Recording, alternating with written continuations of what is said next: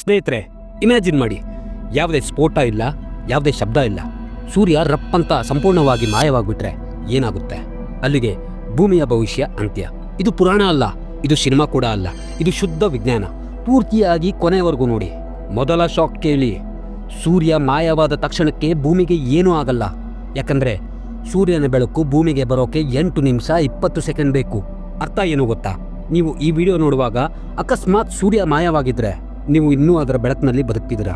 ನೀವು ಚಹಾ ಕುಡಿತೀರಾ, ರೀಲ್ಸ್ಗಳನ್ನು ಸ್ಕ್ರಾಲ್ ಮಾಡ್ತಾ ಇರ್ತೀರಾ, ರಸ್ತೆಯಲ್ಲಿ ಟ್ರಾಫಿಕ್ನಲ್ಲಿ ತಗಲಾಕೊಂಡಿರ್ತೀರಾ. ಆಗ ಅದೃಶ್ಯದ ಕೌಂಟ್ ಡೌನ್ ಶುರು ಆಗುತ್ತೆ.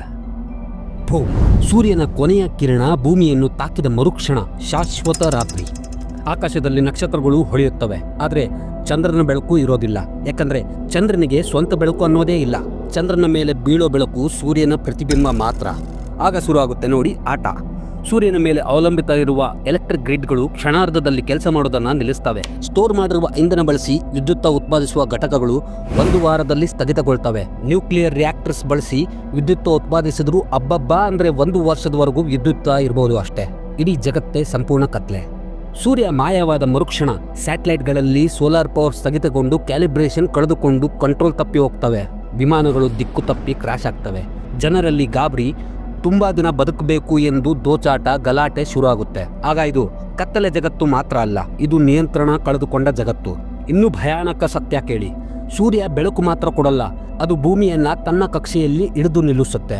ಸೂರ್ಯ ಮಾಯ ಅಂದರೆ ಅದರ ಗುರುತ್ವಾಕರ್ಷಣೆ ಕೂಡ ಮಾಯ ಆಗಿರುತ್ತೆ. ಭೂಮಿಯಾಗ 30 ಕಿಲೋಮೀಟರ್ ಪ್ರತಿ ಸೆಕೆಂಡ್ ವೇಗದಲ್ಲಿ ನೇರವಾಗಿ ಬಾಹ್ಯಾಕಾಶಕ್ಕೆ ಜಾರುತ್ತದೆ. ಯಾವ ಆರ್ಬಿಟ್ ಇಲ್ಲ, ಕಕ್ಷೆ ಇಲ್ಲ. 23.5 ಡಿಗ್ರಿ ಟಿಲ್ಟ್ ಕೂಡ ಇರೋಲ್ಲ.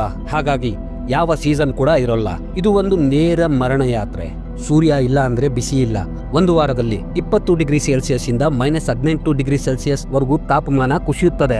1 ತಿಂಗಳಲ್ಲಿ -40 ಡಿಗ್ರಿ ಸೆಲ್ಸಿಯಸ್. 1 ವರ್ಷದಲ್ಲಿ -73 ಡಿಗ್ರಿ ಸೆಲ್ಸಿಯಸ್ಗಿಂತ ಕಡಿಮೆ ಆಗಿರುತ್ತೆ.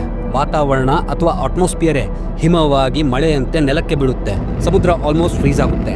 ತಳದಲ್ಲಿ ಭೂಮಿಯ ಹೀಟಿಂದ ನೀರು ಲಿಕ್ವಿಡ್ ರೂಪದಲ್ಲೇ ಇರುತ್ತೆ.